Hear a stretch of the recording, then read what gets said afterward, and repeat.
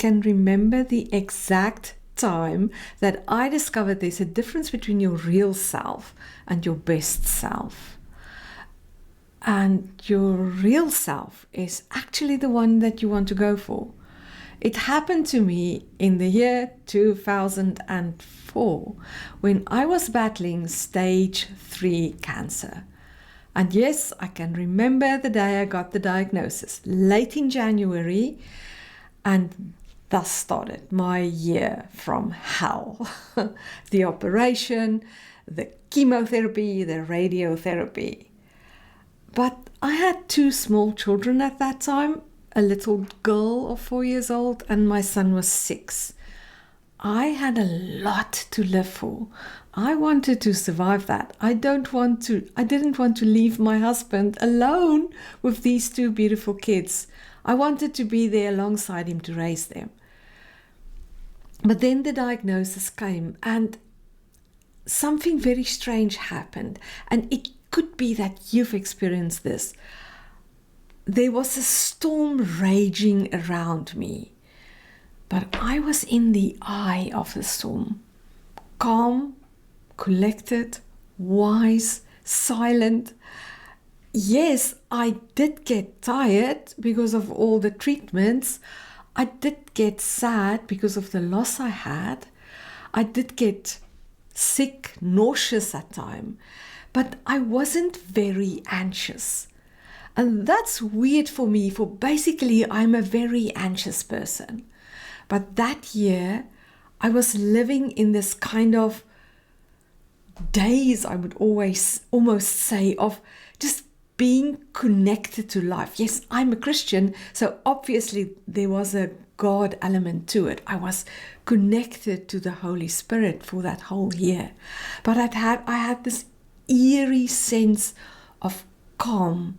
I had so much of a zest for life. I wanted to survive this monster that I could just drop into that person all the time. And that's the time that year when I discovered my real self. And my real self is not the same as my best self, as becoming the best version of myself that we so often say. My real self has been available to me all the time. I can drop back into her. And that insight has helped me so much in other areas of my life. When I wanted to build my business, for instance, or I had to deal with a challenging relationship. My real self was always there waiting for me to return. Underneath the noise, underneath the anxiety, underneath all the thinking, I could go back to her whenever I wanted to. But I talked about my best self as well, that becoming the best version of yourself. What do I mean by that? We still sometimes have this fantasy that we can download skills.